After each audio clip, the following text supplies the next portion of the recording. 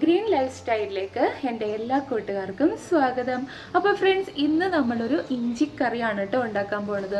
സദ്യ വിളമ്പുമ്പോൾ ഇലത്തുമ്പത്ത് ഇഞ്ചിക്കറി ഇല്ലെങ്കിൽ അത് സദ്യ ആവില്ലെന്നാണ് പറയാറ്. അതുപോലെ തന്നെ ഇഞ്ചിക്കറി ഉണ്ടെങ്കിൽ 101 കറിക്ക് തുല്യമാണെന്നും നമ്മുടെ പഴമക്കാരൊക്കെ പറയാറുണ്ട് കേട്ടോ.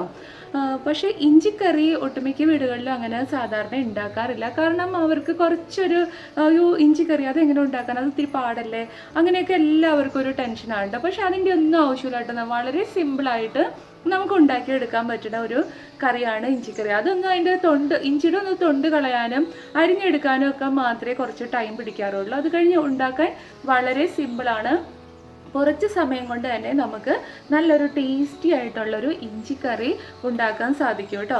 അപ്പോൾ ഇനി അടുത്ത സദ്യക്ക് എല്ലാവരും ഇഞ്ചിക്കറി ഉണ്ടാക്കാൻ മടി കാണിക്കേണ്ട, പെട്ടെന്ന് തന്നെ ഉണ്ടാക്കിയെടുക്കാം. അപ്പോൾ നമുക്ക് ഈ ഇഞ്ചിക്കറി എങ്ങനെ ഉണ്ടാക്കണമെന്ന് നോക്കാം. അപ്പോൾ അതിന് മുന്നേ ആയിട്ട് ആദ്യമായി എൻ്റെ ചാനൽ കാണുന്ന കൂട്ടുകാർ ചാനൽ ഒന്ന് സബ്സ്ക്രൈബ് ചെയ്ത് അടുത്തുള്ള ബെല്ലൈക്കൺ അമർത്തി ഓൾ എന്ന ഓപ്ഷൻ കൂടി ഒന്ന് സെലക്ട് ചെയ്യണം കേട്ടോ.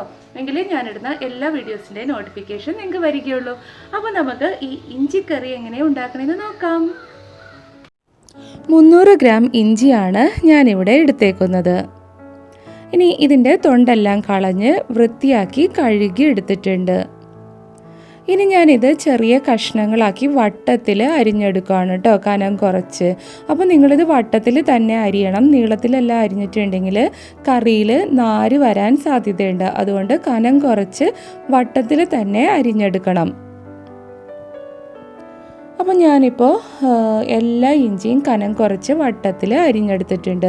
ഇനി ഞാനിത് ഒരു മിക്സിയുടെ ബൗളിലിട്ട് ഒന്ന് അരച്ചെടുക്കുകയാണ്.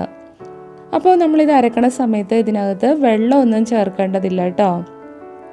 അപ്പോൾ ഈ ഒരു പരുവത്തിൽ നമ്മൾക്കിത് അരച്ചെടുക്കാം.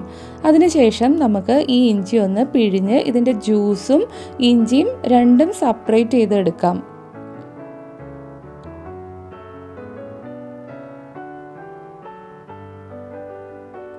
ഇനി ഞാനിവിടെ ഒരു നെല്ലിക്ക വലുപ്പത്തിലുള്ള വാളം പുളിയാണ് കേട്ടോ എടുത്തേക്കണത്. ഇതൊരു പാത്രത്തിൽ കുറച്ച് വെള്ളം ഒഴിച്ച് അതിലേക്ക് അടർത്തിയിട്ട് കൊടുക്കാറുണ്ട് കേട്ടോ. ഇതൊന്ന് കുതിരാനാണ് ഇങ്ങനെ ചെയ്യണത്. ഒരു ചട്ടി അടുപ്പത്ത് വെച്ചിട്ടുണ്ട്. അതിലേക്ക് 1/4 മുറി തേങ്ങ ചിരകിയതാണ് ചേർക്കണത്.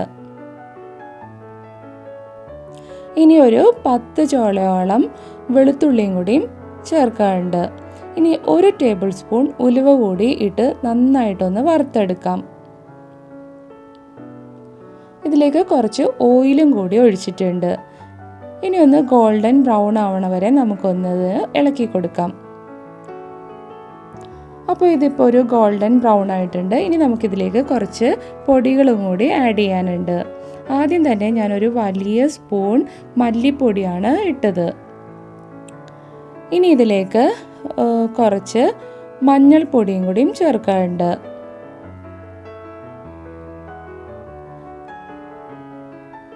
ഇനി ഇതിലേക്ക് ഞാൻ കുറച്ച് മുളക് പൊടിയാണ് ചേർക്കണത്. അപ്പം മുളക് പൊടി ചേർക്കുമ്പോൾ പ്രത്യേകം ശ്രദ്ധിക്കുക.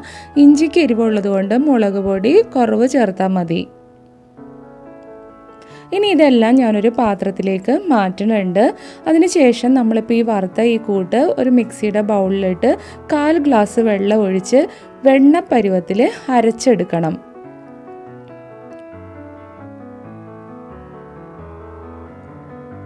ഇപ്പോൾ നമ്മളിതെല്ലാം വറുത്ത ചീഞ്ചട്ടി ഞാൻ വീണ്ടും അടുപ്പത്ത് വെച്ച് അതിനകത്ത് കുറച്ച് ഓയിൽ ഒഴിച്ച് കടുക് ഇട്ടൊന്ന് പൊട്ടിക്കുകയാണ്.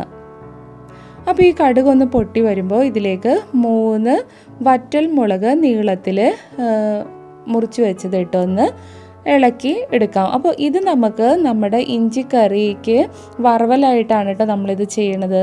അപ്പോൾ നമ്മൾ ആദ്യം തന്നെ ഉണക്കമുളക് ഒന്ന് വറുത്ത് കോരി മാറ്റിയതിന് ശേഷം 3 ചെറിയ ഉള്ളി ഞാൻ വട്ടത്തിൽ അരിഞ്ഞത് ഇട്ടൊന്ന് വഴറ്റിയെടുക്കാറുണ്ട് കേട്ടോ. അപ്പോൾ ഇതും ഒന്ന് ഗോൾഡൻ ബ്രൗൺ ആകുമ്പോഴത്തേനും നമുക്ക് കോരി മാറ്റാം.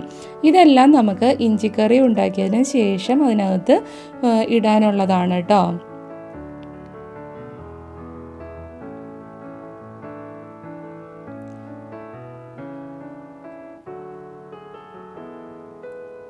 ഇനി നമുക്കിതിലേക്ക് 3 പച്ചമുളക് വട്ടത്തിൽ അരിഞ്ഞത് ഇട്ട് കൊടുക്കാം. ഇനി ഈ പച്ചമുളക് ഒന്ന് മൂത്ത് വരുമ്പോൾ നമുക്കിതിലേക്ക് നമ്മൾ പിഴിഞ്ഞ് വെച്ചിരുന്ന ഇഞ്ചി ഇതിലേക്കൊന്ന് ഇട്ട് കൊടുക്കാം. ഇനി നന്നായിട്ടൊന്ന് ഇളക്കണം കേട്ടോ. ഇത് അടിയിലൊന്നും പറ്റി പിടിക്കാതെ നന്നായിട്ട് നമ്മളിതുപോലെ ഒന്ന് ഇളക്കി ഇതിൻ്റെ ആ ഒരു നനവെല്ലാം മാറണ വരെ നമ്മളിപ്പോൾ ഇത് ചെയ്യണ പോലെ ഇളക്കി ഇളക്കി എടുക്കണം കേട്ടോ. ഇത് നന്നായിട്ട് ഡ്രൈ ആവണ വരെ നമ്മളിതിലിട്ടൊന്ന് ഇളക്കിയെടുക്കണം. ഇപ്പോൾ ഇത് നല്ല ഡ്രൈ ആയി വന്നിട്ടുണ്ട്. അപ്പോൾ ഇത് ചെറിയ ക്രിസ്പി ആവും. ആ സമയം വരെ നമ്മളിത് ഇളക്കി കൊടുക്കാം. ഇനി നമുക്ക് ഇതിലേക്ക് നമ്മൾ നേരത്തെ വെള്ളത്തിലിട്ട് വെച്ചിരുന്ന പുളിവെള്ളം ഇതിലേക്കൊന്ന് പിഴിഞ്ഞൊഴിക്കാം. അപ്പോൾ പുളിയെല്ലാം നിങ്ങൾക്ക് ആവശ്യത്തിന് ചേർക്കാം കേട്ടോ. ചില ആൾക്കാർക്ക് പുളി കൂടുതലുള്ളതാണ് ഇഷ്ടമെങ്കിൽ അതനുസരിച്ച് നിങ്ങൾക്ക് പുളി ആഡ് ചെയ്ത് കൊടുക്കാം. നോർമലി നമുക്ക് ഇത്രയും പുളിയുടെ ആവശ്യമേ ഉള്ളൂ. ഇനി നമുക്കിതിലേക്ക് കുറച്ച് ഉപ്പും കൂടി ഇട്ട് നന്നായിട്ടൊന്ന് ഇളക്കിയെടുക്കാം. അപ്പോൾ നമ്മളിതിൽ എന്ത് ആഡ് ചെയ്താലും ഓരോന്നും ഇട്ടിട്ട് നന്നായിട്ട് ഇളക്കി കൊടുക്കണം കേട്ടോ. ഇപ്പോൾ ഇതിൽ തിള വന്നിട്ടുണ്ട്. അപ്പോൾ തിള വരുമ്പോഴേക്കും നമുക്കിത് സിമ്മിലിടാം കേട്ടോ. അപ്പോൾ നമ്മൾ നേരത്തെ അരച്ച് വെച്ച കൂട്ടുണ്ടല്ലോ, നമ്മൾ വറുത്തെടുത്ത കൂട്ട് നമ്മൾ അരച്ചല്ലോ, ആ വറുത്ത കൂട്ടും കൂടി ഇതിൽ ഒഴിച്ചു കൊടുത്ത് നമുക്കൊന്ന് മിക്സ് ചെയ്തെടുക്കാം. കണ്ടോ, നല്ല വെണ്ണ പരുവത്തിൽ അരച്ചെടുത്തതാണ് കേട്ടോ തേങ്ങ. നമ്മൾ നേരത്തെ വറുത്തെടുത്ത തേങ്ങയാണ് നമ്മളിപ്പോൾ മിക്സിയിലിട്ട് അരച്ച് നമ്മുടെ ഇഞ്ചിയിലേക്ക് ഒഴിച്ചു കൊടുത്തത്. അപ്പോൾ ഇതുമിട്ട് നന്നായിട്ടൊന്ന് ഇളക്കി കൊടുക്കാം. അപ്പോൾ ഈ സമയമെല്ലാം നമ്മുടെ അടപ്പ് സിമ്മിലിട്ടാൽ മതി കേട്ടോ.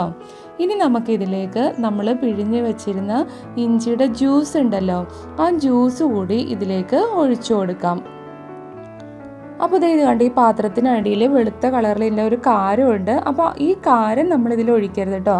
ഇത് മാറ്റാൻ വേണ്ടിയിട്ടാണ് നമ്മൾ ഇതുപോലെ ഇഞ്ചിയുടെ ജ്യൂസ് പിഴിഞ്ഞ് വെച്ചിട്ട് എടുത്തത്. അപ്പോൾ ഇനി ഞാനിതിലേക്ക് ഒരു വലിയ ടേബിൾ സ്പൂൺ ശർക്കര പൊടിയാണ് കേട്ടോ ഇട്ടത്. ഇതും ഇട്ട് നമുക്ക് നന്നായിട്ടൊന്ന് ഇളക്കിയെടുക്കാം. അപ്പോൾ നല്ല തിളയൊക്കെ വന്നിട്ടുണ്ട്. അപ്പോൾ ഈ സമയം എല്ലാം അടപ്പ് സിമ്മിൽ തന്നെ ഇടണം. ഇത് തെറിക്കാനൊക്കെ സാധ്യതയുണ്ട്. ഇഞ്ചി തിളക്കുമ്പോൾ മേത്തോട്ട് തെറിക്കാൻ സാധ്യതയുണ്ട്. അപ്പോൾ നമ്മൾ നന്നായിട്ട് സിമ്മിലിട്ടിട്ട് വേണം ചെയ്യാൻ. ഇപ്പോൾ നമ്മുടെ ഇഞ്ചിക്കറിയുടെ എണ്ണ എല്ലാം തെളിഞ്ഞ് വന്നിട്ടുണ്ട് കേട്ടോ. അപ്പോൾ ഇത് നന്നായിട്ട് പൊട്ടാൻ തുടങ്ങും. അപ്പോൾ ഇതാണ് നമ്മുടെ ഇഞ്ചിയുടെ ആ പരുവം അറിയണത്. ഈ എണ്ണയും തെളിഞ്ഞൊക്കെ വന്നതാണ് പരുവം. ഇനി നമുക്ക് അടുപ്പ് ഓഫാക്കാം. ഇനി ഞാനൊരു ചെറിയ ചീനച്ചട്ടി അടുപ്പിൽ വെച്ച് കുറച്ച് ഓയിൽ ഒഴിച്ച് അതിലേക്ക് ഒരു 1/2 ടേബിൾ സ്പൂൺ കായപ്പൊടിയാണ് കേട്ടോ ചേർത്തത്. ഇനി ഇതിലേക്ക് കുറച്ച് വേപ്പിലയും ഇട്ട് ഒരു കുറച്ച് മുളക് പൊടിയും കൂടിയും ഇട്ട് നന്നായിട്ടൊന്ന് വഴറ്റിയെടുക്കാം. അപ്പോൾ ഇതും നമുക്ക് നമ്മുടെ ഇഞ്ചിക്കറിയുടെ വറവലിന് വേണ്ടിയിട്ടുള്ളതാണ് കേട്ടോ. അപ്പോൾ ഇത് നന്നായിട്ടൊന്ന് വഴറ്റി നമുക്ക് അടപ്പ് ഓഫാക്കാം. അപ്പോൾ നമ്മൾ ആദ്യം വറുത്ത് വെച്ച ഉണക്കമുളകും ഉള്ളിയും വറവൽ ഇതിലേക്ക് ഇട്ട് കൊടുക്കാം. ഇപ്പോൾ നമ്മൾ വറുത്തെടുത്ത കായപ്പൊടിയും വേപ്പിലയും കൂടി നമ്മൾ വറുത്തെടുത്ത ഈ കൂട്ടും കൂടി നമുക്കിതിലേക്ക് ഇട്ട് കൊടുക്കാം. ഇത്രയും ഇട്ട് ഇത് നന്നായിട്ടൊന്ന് മിക്സ് ചെയ്തെടുക്കാം. അപ്പോൾ നമ്മുടെ ഇഞ്ചിക്കറി റെഡി ആയിട്ടുണ്ട്.